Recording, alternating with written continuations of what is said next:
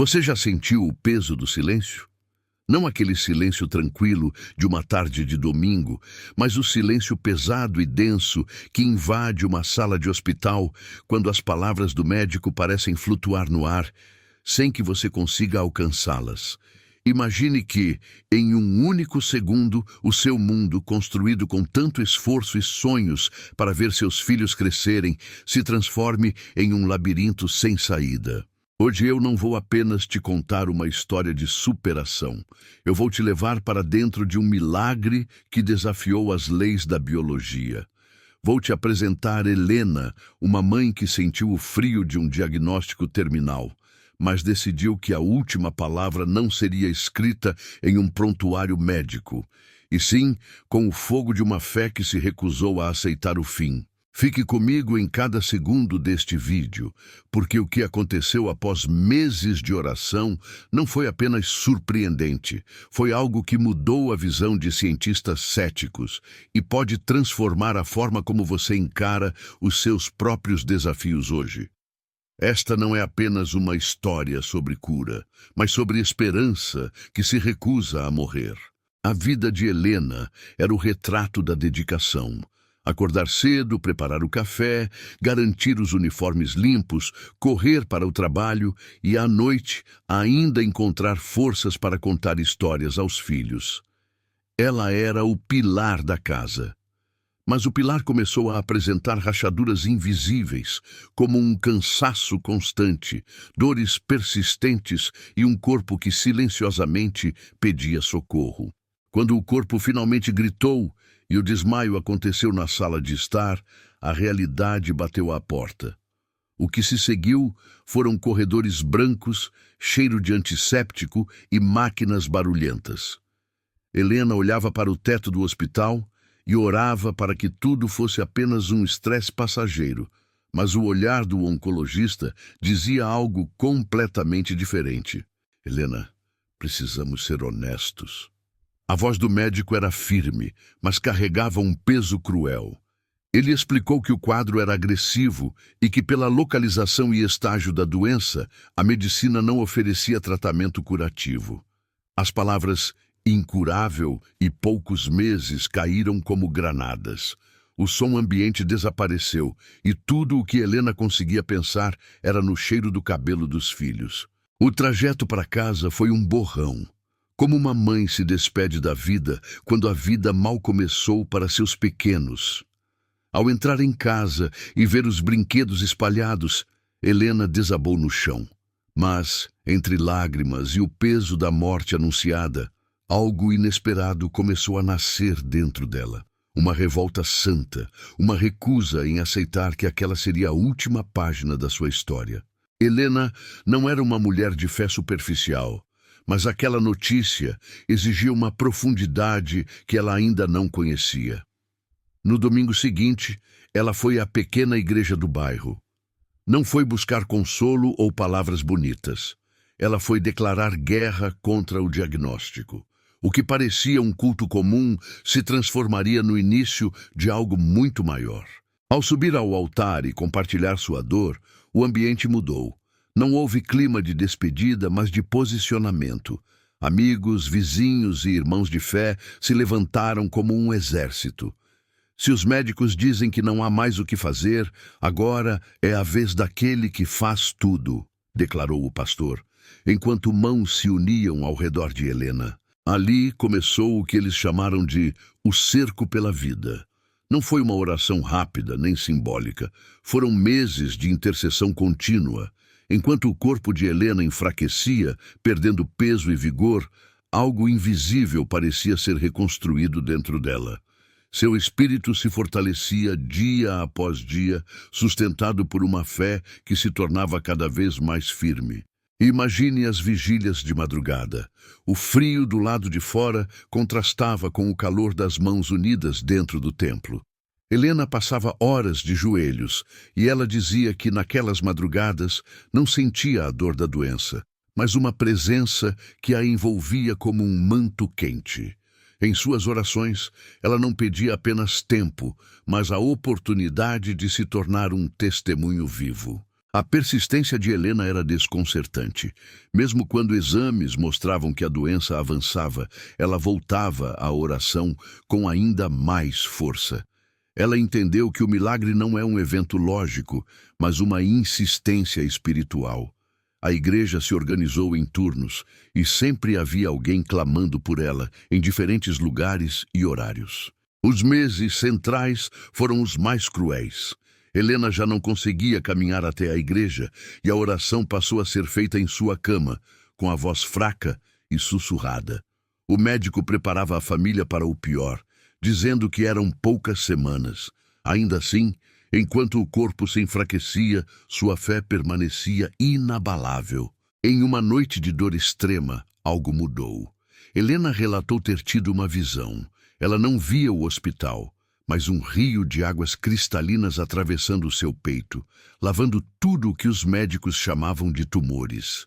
Naquela noite, ela parou de pedir pela cura e começou a agradecer por algo que ainda não era visível. Isso é o que chamamos de fé madura. Acreditar mesmo no escuro absoluto. Seus filhos pequenos se sentavam ao pé da cama e oravam com simplicidade. Aquela fé infantil alimentava a resistência de Helena. A igreja continuava firme no cerco, batendo a porta do céu com a certeza de que ela seria aberta. A atmosfera na casa começou a mudar. O cheiro de doença deu lugar a uma paz inexplicável. As enfermeiras que aplicavam a medicação paliativa saíam confusas, dizendo que havia algo diferente naquele ambiente. Helena estava fisicamente fraca, mas seus olhos brilhavam com uma luz que não vinha deste mundo, sustentada por uma esperança que desafiava qualquer lógica médica. O dia do novo exame amanheceu cinzento, pesado, como se a própria natureza prendesse o fôlego. Helena precisou ser levada em uma cadeira de rodas. Para quem observava, aquela cena parecia um adeus silencioso.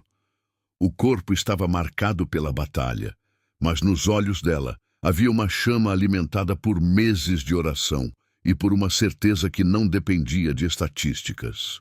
Ao entrar no hospital, o cheiro de álcool parecia mais forte do que nunca. Para muitos, aquele lugar representava o limite da esperança humana. O Dr. Ricardo, oncologista experiente e extremamente racional, revisava o histórico de Helena apenas para organizar cuidados finais. Em sua mente, o exame era apenas um protocolo antes do inevitável. Enquanto isso, o cerco pela vida alcançava seu ápice fora dali. Em dezenas de casas, pessoas oravam no mesmo instante. Helena fechou os olhos e sussurrou que a glória de Deus se manifestasse até mesmo nas máquinas do hospital, transformando o impossível em palco para algo que a ciência não consegue explicar. A máquina de ressonância começou seu som metálico e repetitivo. Para muitos, aquele ruído representa medo. Para Helena, cada batida parecia marcar um novo tempo. Deitada, sentindo o frio do metal, ela mantinha o coração aquecido por uma paz profunda, acreditando que algo estava sendo transformado ali, mesmo sem ainda poder ver. Cerca de 2 horas depois, o Dr. Ricardo recebeu os resultados digitais em sua tela. O radiologista, Dr. Moreira, entrou na sala com uma expressão incomum, misturando confusão e inquietação. Ele perguntou se aquela era realmente a paciente Helena Silva, a mesma analisada meses antes, quando o diagnóstico apontava uma metástase avançada e irreversível. Ricardo confirmou, intrigado. Moreira, então, colocou as imagens lado a lado. À esquerda, o exame antigo mostrava sombras densas que consumiam os órgãos vitais. À direita, o exame recente revelava algo impossível. Onde antes havia tumores, agora havia apenas a arquitetura perfeita do corpo humano, limpa, intacta e funcional. O silêncio na sala foi absoluto. Ricardo ajustou os óculos, ampliou as imagens e procurou qualquer vestígio da doença. Não havia nada, nenhuma massa, nenhuma sombra, nenhum sinal de falência. Era como se alguém tivesse apagado a enfermidade da existência. redesenhando a vida com precisão e perfeição inquestionáveis. Isso é impossível, murmurou Ricardo. Moreira respondeu com firmeza que havia checado tudo: máquina, calibração, identificação da paciente. Não existia erro técnico. O que estava diante deles era um corpo completamente restaurado, algo que a oncologia não consegue explicar ou reproduzir em seus protocolos científicos. Um arrepio percorreu a espinha do médico. Ele era um homem de fatos, mas o fato diante dele desafiava toda a lógica conhecida. A ciência havia chegado ao seu limite. Com passos lentos, Ricardo caminhou até o consultório onde Helena aguardava, tentando entender como explicar que as leis naturais pareciam ter sido suspensas. Ao entrar no consultório, Ricardo viu Helena sentada, serena.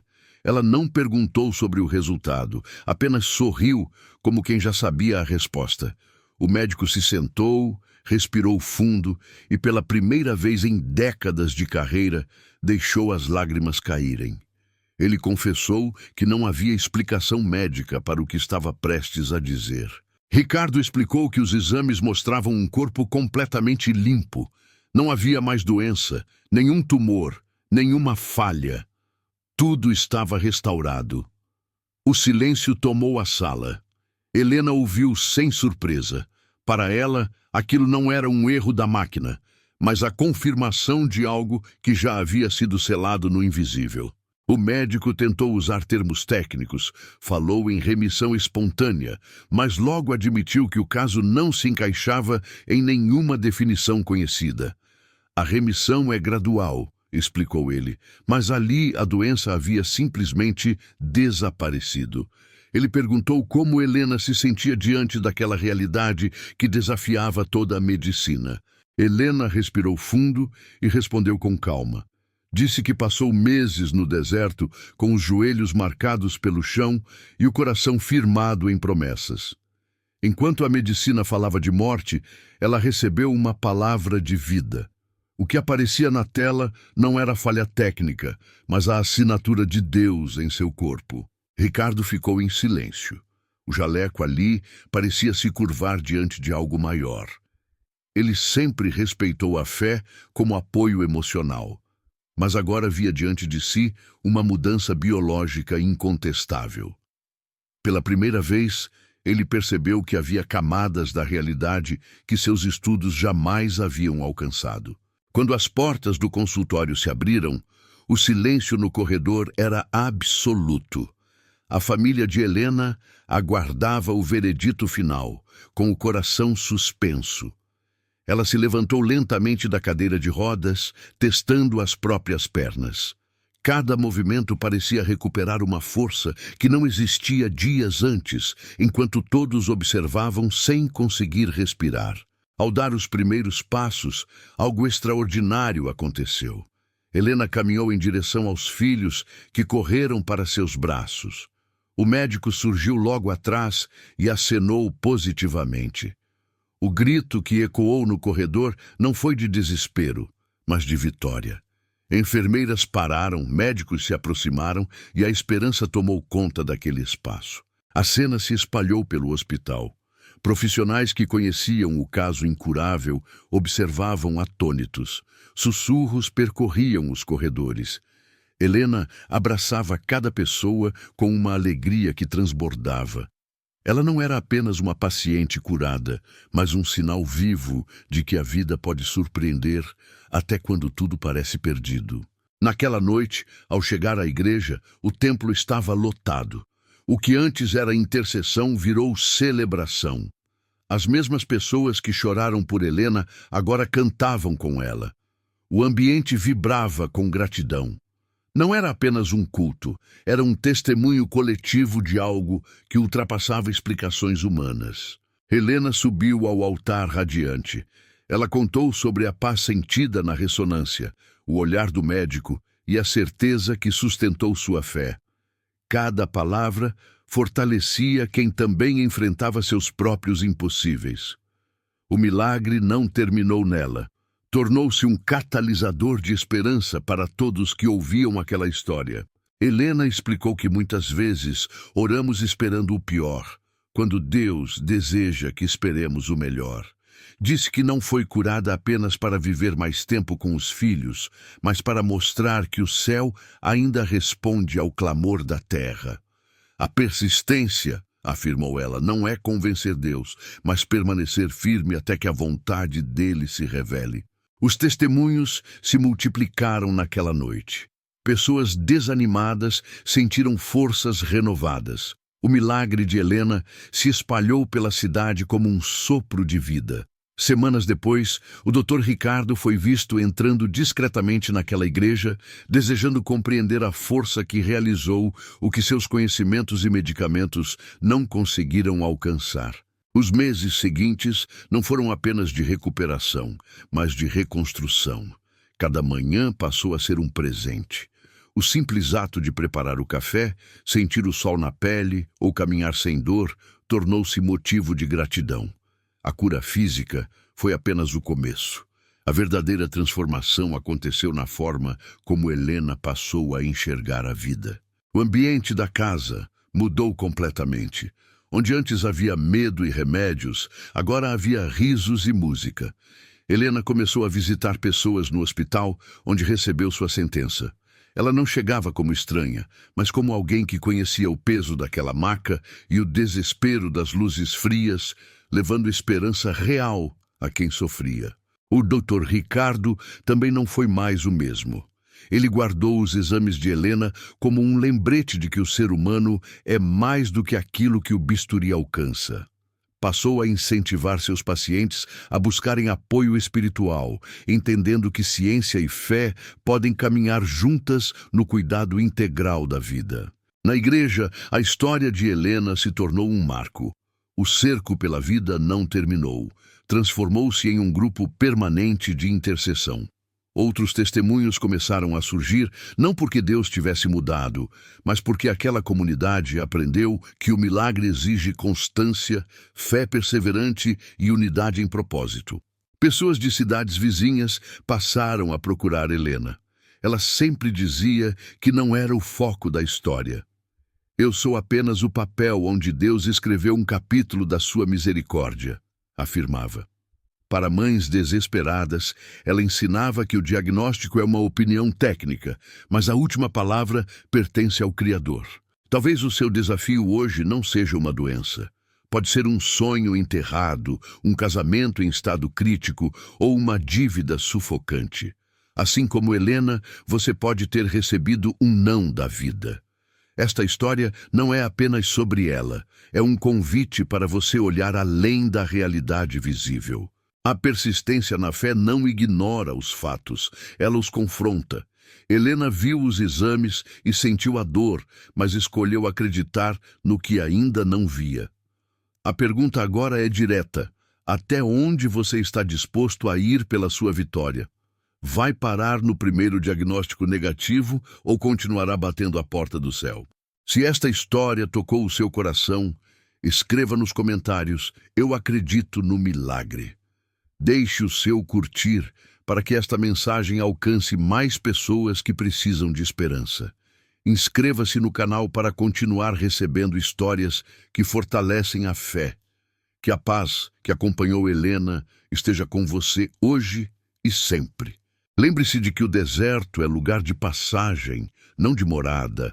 A dor de Helena durou meses, mas a vitória dela será contada por gerações. Não desista no meio do caminho.